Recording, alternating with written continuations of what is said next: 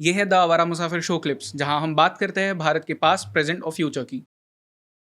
I ask you the most cliched question जो इस वक्त हर जगह चल रहा है, north versus south divide. As a psephologist जिसने इतना काम किया, एग्जिट पोल्स पे भी आप बहुत एक्यूरेट थे, लोगों के साथ में कंटिन्यूसली इंटरेक्ट किया आपने, डू यू फील कि एक नॉर्थ साइड साउथ डिवाइड हो रहा है नेशन में इस वक्त? देखिए जयेश, पिछले 8 सालों में मैं लगभग 1 लाख किलोमीटर ट्रैवल कर चुका हूँ और 25 स्टेट्स ट्रैवल कर चुका हूँ और लगभग 400 लोकसभा कॉन्स्टिट्यूंसीज ट्रैवल कर चुका हूँ एंड 39 इंडियन इलेक्शंस को एक्यूरेटली प्रिडिक्ट कर चुका हूँ आउट ऑफ 43.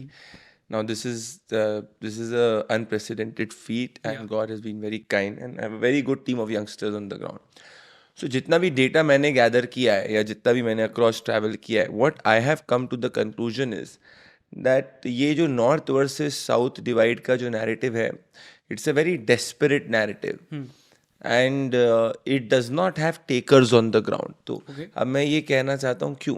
अगर तुम एनालाइज करो कि साउथ, अब पहले तो ये north south, south India, north India करके ये सब जो है ना, ये बड़ा cliché western way of looking things है. हम सब भारतीय हैं, हम सब इंडियंस हैं. कोई Indians living in northern part of Aravalli है, कोई Indians living in southern part of Aravalli, but all of us are connected. अब अगर मैं कर्नाटका, तेलंगाना, आंध्र प्रदेश, तमिलनाडु और केरला को देखूं, आंध्र प्रदेश के अंदर हमेशा से पिछले कुछ सालों से टीडीपी और वाईएसआर के बीच में एक फाइट रही है. So there is no national party there, neither Congress और BJP, at least in the past 10 सालों में तुम देखोगे.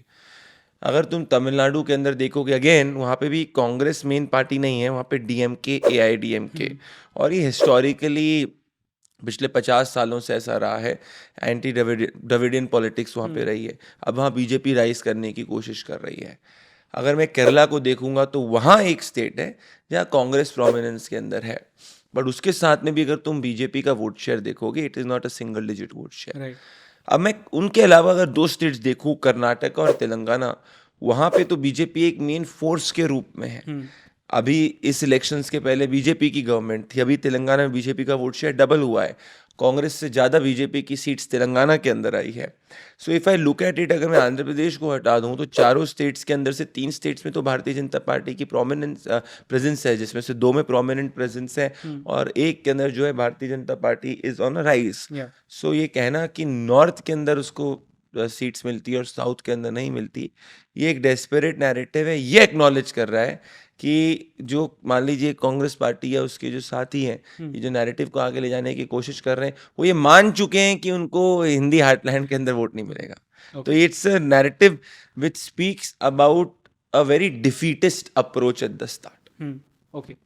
सो सर, मैंने आपके कोई कई सारे और पॉडकास्ट देखे एंड मेनी प्लेटफॉर्म्स, आप आजकल बात भी करते हो. You have said many places at many places कि 350 प्लस सीट्स मिल सकती है इन 24. बट देन ये जो इंडिकेशन है जो इस वक्त हुआ, is this an indication of 24? क्योंकि 2018 में भी हमने सेम चीज़ देखी थी, बट 2019 में वैसा कुछ नहीं हुआ with Congress. Is this the same thing playing on? देखो, जितना भी मैं टीवी के अंदर, अभी हम लोग ने पोल नेटवर्क 18 पे भी किया था, मैंने जितना भी अभी डेटा पोल किया, मैं ये कह सकता हूँ स्पष्ट रूप से कि ग्राउंड पे प्राइम मिनिस्टर नरेंद्र मोदी को लोग तीसरी बार प्रधानमंत्री देखना चाहते हैं. नाउ कितनी सीटें आएंगी, 350, 320 या 330 या 400 या 280, 290, 270, ये मैं आपको फेब्रवरी मिड तक बता दूंगा, या मोस्टली फेब्रवरी एंड तक बता दूंगा. बट अभी मैं आपको ये बता सकता हूँ कि there is no confusion in the people of India that they want to see the prime minister back again, third time. अब लॉजिक सिंपल है कि 2014 में बहुत कम, कंपैरेटिवली प्रधानमंत्री नरेंद्र मोदी को कम लोग जानते थे.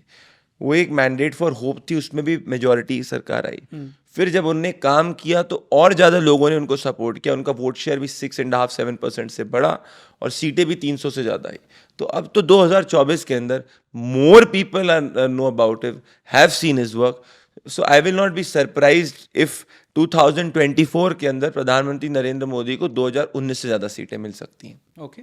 व्हाट डू यू थिंक, मतलब 2024 का जो एक मैंडेट होगा for both the opposition and the ruling regime, क्या मैंडेट होगा उनके लिए? किस बेसिस पे ये इलेक्शन लड़ा देखो, जाएगा? 2024 का नैरेटिव का इलेक्शन सिर्फ इसी बात पे लड़ा जाएगा कि देश के जो जनमानस हैं, जो पीपल ऑफ इंडिया, वो किसको प्रधानमंत्री देखना चाहते हैं. और प्रधानमंत्री नरेंद्र मोदी के साथ में 3 चीज़ें जाती हैं. ए, कि लोगों को ग्राउंड पे ये दिखता है कि वो 24/7 काम कर रहे हैं. दूसरा कि वो एक डेवलप्ड इंडिया को आगे बढ़ा रहे हैं। हिंदुस्तान का ग्लोबली जो है कि शोहरत बढ़ी है, नाम सम्मान बहुत बड़ा है और हम एक डेवलप्ड नेशन के रूप में आगे बढ़ते जा रहे हैं। It will take us some time but at least हम सेकेंड टू नन है हमारी अप्रोच के अंदर। Nobody can push and pull us in our foreign policy and our internal security also is very very sorted. तीसरा उनका जो ground पे welfarism है, जो गरीब जनमानस है, उनके लिए अलग अलग स्कीमों के जरिए जो उन्होंने काम किया है वो लोगों को भाता है। सो अगर मैं आपसे ये कहूँ, जैसे अभी असेंबली इलेक्शंस भी आप देख लो, बीजेपी किसी भी चेहरे पे नहीं लड़ी थी, ना मध्य प्रदेश, राजस्थान, छत्तीसगढ़, तीनों के अंदर उसको कंप्लीट मेजॉरिटी मिली मध्य प्रदेश, राजस्थान और छत्तीसगढ़ के अंदर। और 40% से ज़्यादा सीटें जो हैं वो 40% से ज़्यादा वोट शेयर के साथ बीजेपी जीती। Right. So which means that it is a very clear mandate. तो मेरे हिसाब से ऑपोजिशन के समय अगर आप देखो कि जब कांग्रेस पार्टी एक चुनाव, तीनों चुनाव हार गई, तो ऑपोजिशन के लोग ही जो है उनको क्वेश्चन कर रहे हैं कि कांग्रेस जो है वो सबसे बड़ा हार का कारण रही है। सो पहले तो ये अलायंस कुछ ऑपोजिशन का है नहीं, एंड अल्टीमेटली आई बिलीव कि इनका कोई एक ऑल्टरनेट विजन नहीं है इंडिया के लिए। What should a person, why should a person vote the opposition party? उनका सिर्फ एक विजन और प्लैंक एंटी मोदीज्म है। एंटी मोदीज्म एक नेगेटिव प्लैंक है। Right. तो मेरे हिसाब से आज की तारीख में तो 24 की वर्डिक्ट स्पष्ट है, प्रधानमंत्री नरेंद्र मोदी रिपीट करेंगे तीसरी बार प्रधानमंत्री। ओके। आप सेव भी करना, उसको री टाइम प्ले भी करना। ट्रू, आगे चल के हम करेंगे, डेफिनेटली करेंगे सर। बट देन क्या ये बोलना सही है कि कांग्रेस शायद 24 का इलेक्शन जीतने के लिए नहीं देख रही, वो 100 सीट्स प्रोबेबली टारगेट कर रही है? देखो, मैं पहले से ही कह रहा था कि जो विपक्ष है उसका ऑब्जेक्टिव 2024 में नरेंद्र मोदी को हराना नहीं है। उनका एक जो ऑब्जेक्टिव है ये वो है कि किसी भी स्थिति के अंदर वो प्रधानमंत्री नरेंद्र मोदी को 270 से कम सीटें में रोक सके। So they are not coming to win, they are not fighting to win, they are fighting to restrict Narendra Modi. Right. Now, knowing Prime Minister Narendra Modi's politics and having traveled on the ground across the length and the breadth of the country with my team, मैं आपको बता सकता हूँ कि नरेंद्र मोदी जब जीतेंगे तो स्पष्ट रूप से ही जीतेंगे। आप 22 साल की उनकी गवर्नेंस उठा के देख लो, कोई भी इलेक्शंस के अंदर जब वो गुजरात के चीफ मिनिस्टर के रूप में भी गए थे या प्रधानमंत्री के रूप में भी गए, ऐसे स्ट्रॉन्ग लीडर के साथ में हाफ हार्टेड मैंडेट नहीं होती। तभी मैं आपसे कह रहा हूँ कि जो कांग्रेस पार्टी की इनिशियल स्ट्रैटेजी है, वो इनिशियल स्ट्रैटेजी इन इटसेल्फ जो है वो फेलेशियस है और वो स्ट्रैटेजी सक्सेसफुल लोकसभा लेवल पे हो ही नहीं सकती है। ओके। सो आप कह रहे हो 100 सीट, ये ख्याल अच्छा है, पर 100 सीट भी टच करने के लिए आपको एक ऑल्टरनेट विजन देनी पड़ेगी और वो ऑल्टरनेट विजन मुझे अभी दिख नहीं रही है कांग्रेस की तरफ से और उनके पॉलिटिकल मैसेजिंग में कोई कंसिस्टेंसी नहीं है।